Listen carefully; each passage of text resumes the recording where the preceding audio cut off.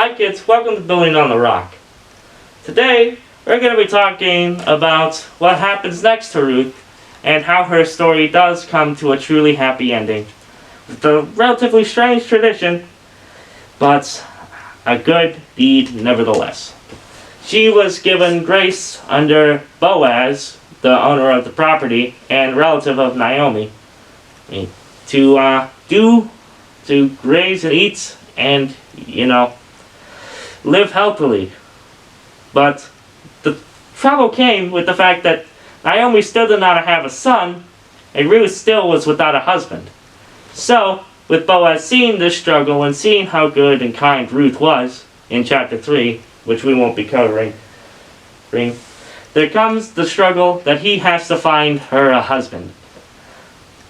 And so, we pick up on that in chapter 4, verse 2. Boaz took 10 of the elders of the town and said, "Sit here." And they did so. Then he said to the guardian redeemer, Naomi, who has come back from Moab, is selling a piece of land that belonged to our relative Elimelech.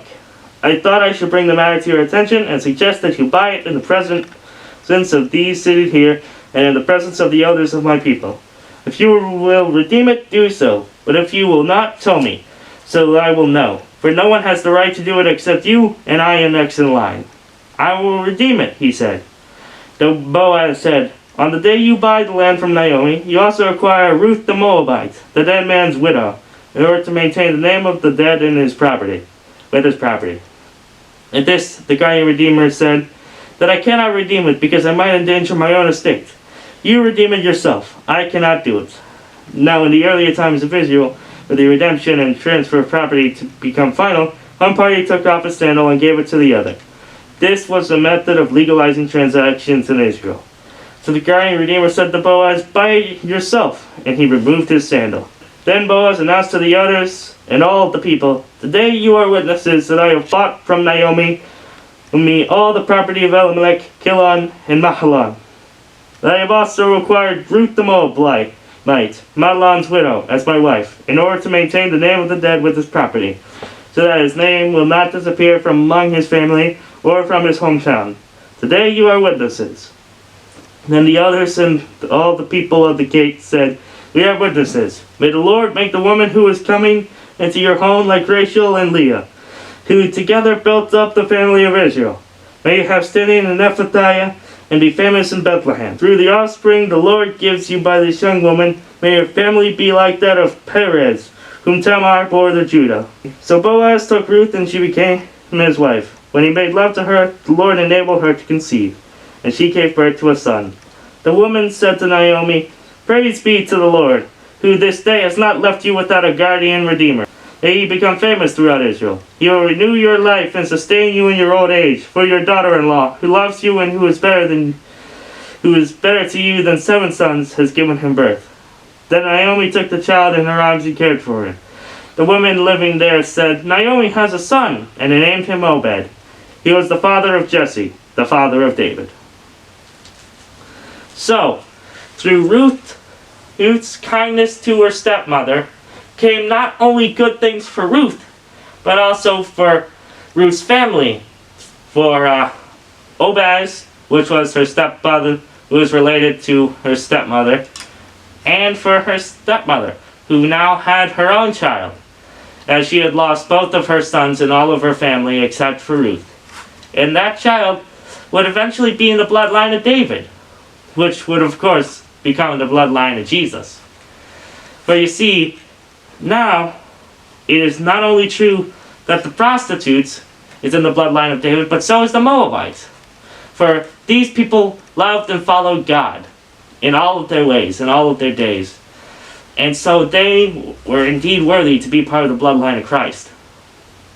What the world would deem as just a passerby, a filthy commoner, maybe even nothing but a sinner, God saw how they loved him, and they followed his commandments, even as they learned of them. And so, through his grace and kindness, they became part of the grand story of the world's salvation.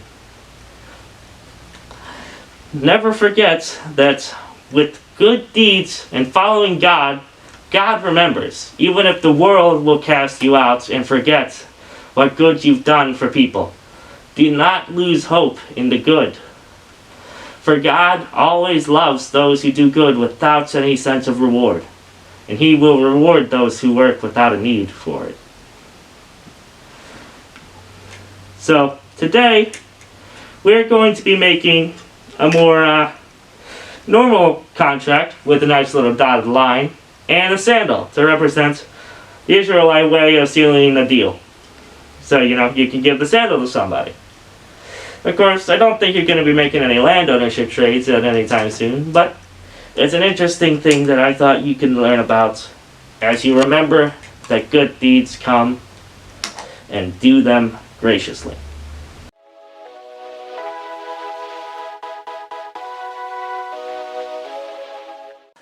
Alright kids, it's time to build.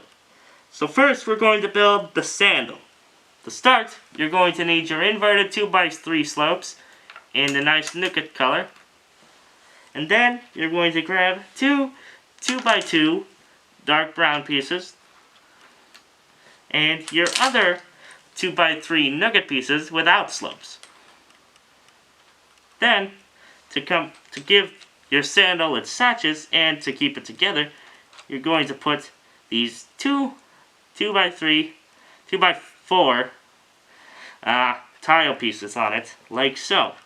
Attaching this here and this here, then this right there, and this right there, to connect the front part together and give it its nice sandal-y look. Then you're going to attach the other piece right there on the back, and finally put the end of the sandal together.